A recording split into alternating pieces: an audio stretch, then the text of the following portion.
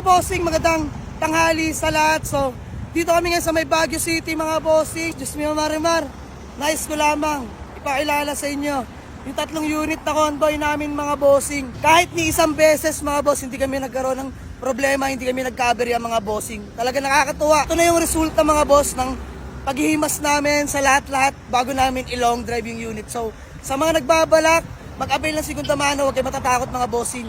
Basta, huwag niyo wawalay sa sarili nyo. Magpa-PMS. Yun lang mga boss, alagaan nyo lang yung sasakyan nyo.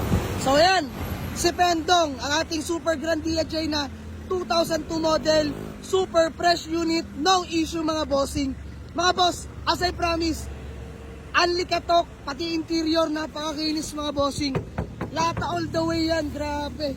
Mga goma, mga kapal, pabilisan lang mga bossing. Flex ko na sa inyo si Pendong ha. So, ayan nga pala mga boss, bale, ilan kayo dito? Madam? 11 sila mga bossing. Kita nyo, naka-captain seat nga pala to. So ito yung dahilan mga boss kung ba't nagtatlong convoy kami dahil 15 kami mga bossing, hindi kasya.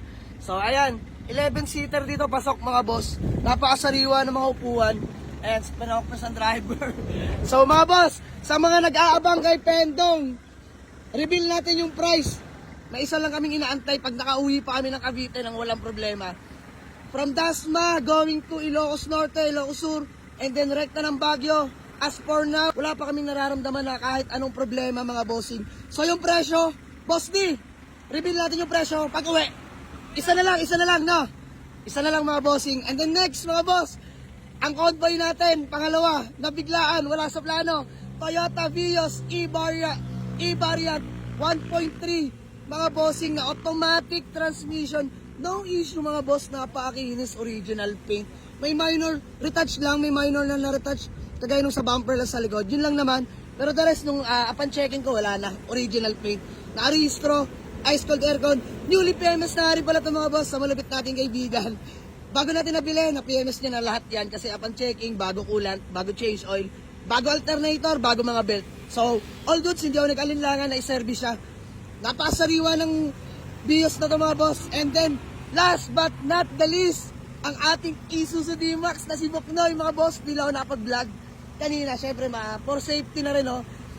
Sobrang tarik, sobrang ahon ng dinaanan namin. Walang biro mga boss. Lumagay pa kami sa alanganin kanina. Yung tipong paangat, tapos biglang full stop dahil may tumawid. Smio Marimar. Buti na lang, handbrake, na-check na natin. Lahat ng brakes, brake pad, napalitan na natin. Yung 3 unit na yan mga bossing. So si Buknoy, napakatibay, nakarehistro. Ako na nagparehistro mga boss. Naka-carbon fiber hood. Amax! Grabe mga boss. Hindi ko alam kung ano magiging expression ko ngayon. Halong, syempre, saya, enjoy, kilig, lahat ng mga boss. Bira yan, bira yung mga boss. Syempre, nakakatuwa. Gaya nga nasabi nila, ay, bossing shoutout!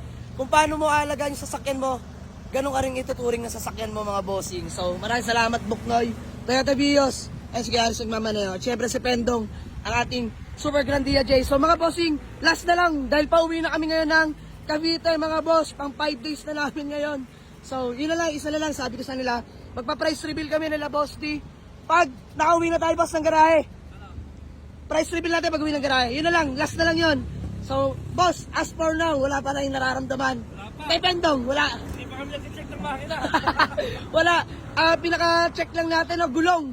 Gulong lang. Pero wala naman, wala. All goods yan mga bossing. So, ang dami nag-aantay kay Pendong, Vios, D-Max. So, ayun mga boss, kagaya lang din namin na naka-experience na ganito service. Although segunda mano mga bossing, not brand new, pero nakakapag-Norte at Baguio. No, boss? So, ayan, baka nangangarap din kayo magpunta ng Ilocos Sur, Ilocos Norte at Baguio. Try nyo itong 3 unit namin. Ready na to mga bossing sa long drive. So yun lang mga boss. Have a nice day. Let's go. Peace out.